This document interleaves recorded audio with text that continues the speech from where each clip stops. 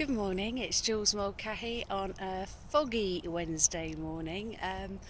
What you can see behind me is a lack of nothing because it is so foggy over at the playing fields in Enfield this morning. And that's 3 mornings in a row with completely different weather. And so, one of my gratitudes today has to be about the variety of English weather because you never know what's coming. It's magical, isn't it? Anyway, today, with my ritual of gratitude, we're working on money and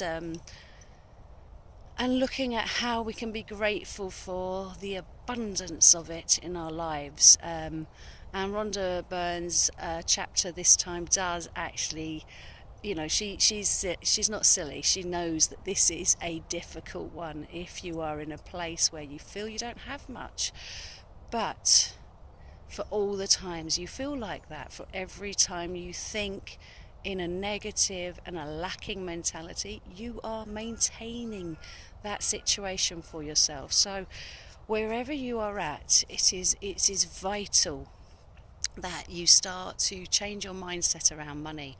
And one of the tools that she gives us is to look back at your life, to look at your childhood and be grateful for all of the things that you've had that money has given you. Because she realizes that as a child you would have had some lovely experiences and you wouldn't have thought about the cost of them, you wouldn't have thought about who pays the bills, and therefore this is the time to look back as an adult and see that those bills were paid and that yes, money had made those things happen for you, and so you can get grateful for it. And that's really key. It's about getting grateful for all the things that you do have in your life. And I'm just going to add to that because I know that Wendy and Tabitha have both done this chapter beautifully and talked about the element of the child in you. And I'm just thinking, even now in my adult state, there are so many things that I take for granted that I hardly ever think about, just because I've grown up and been very fortunate to grow up in England. So, Rhonda Byrne talks about the cost of your education. Well, I never had to pay for that because we live in England, and neither did my parents. I mean, yes, in many ways we do. We have this idea in England that the taxes will pay for them, so we all contribute. Money is working for all of us, and I'm really grateful for that. It's so magical. So that's my number one. My number two is I enjoyed many holidays as a child, and I'm grateful for the fact that I got that privilege. I went abroad, I went around England, I visited Scotland, I've been all over this lovely land of ours, and so I'm very grateful for the fact that I was able to do that. My number three is I'm grateful for the running water in my home, and have always had running water in my home as a child and now, and I can switch it from hot to cold and I don't even think about it, and I'm really grateful for that.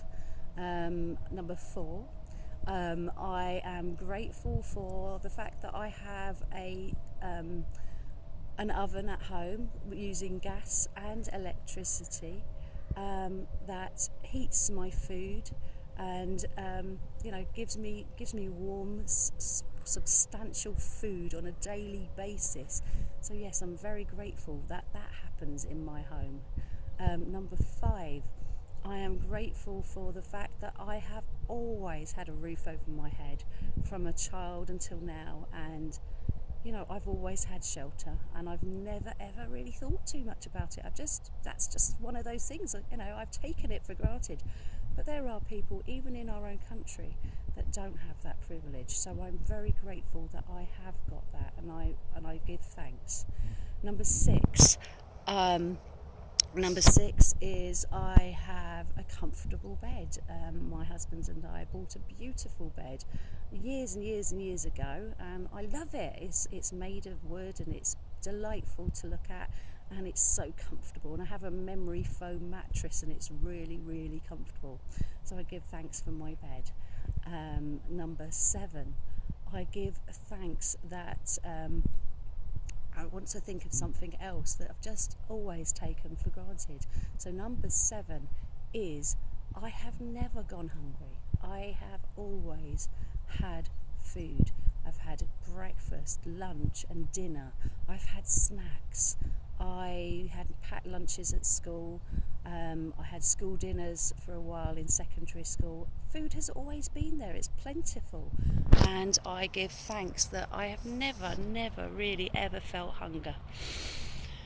So number 8 now.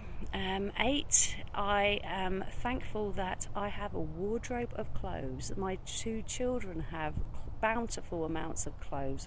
I know this because I have to wash them.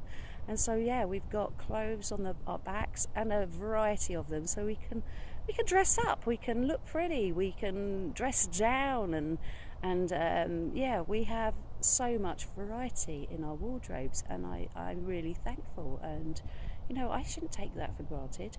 That's important. So that was my number 8. My number 9 is I've got shoes in my cupboards that I don't wear. And I'm just beginning to think, why have I got those? But I should be giving those away now because I have so many, and I am so grateful that I have the ability to fill up a charity bag when one comes through my letterbox, and I am able to share. I have that much that I am able to share. Isn't that lovely? And number 10, I am grateful for... I'm grateful for the fact that I had such an abundant childhood. I had everything I could possibly need in my life. I had a bike, we had a TV, my dad drove a car, and I don't know even if I took anything for granted back as a kid. I just enjoyed life, and that's where I want to be again. So I give thanks. And I remember when I was a child, actually, I think I did give thanks a lot more. And so, yeah, there is something in this, it's childlike. And so I give thanks for my childhood and the memories of my childhood, and the fact that I'm reclaiming those feelings as an almost 45-year-old woman. So thank you.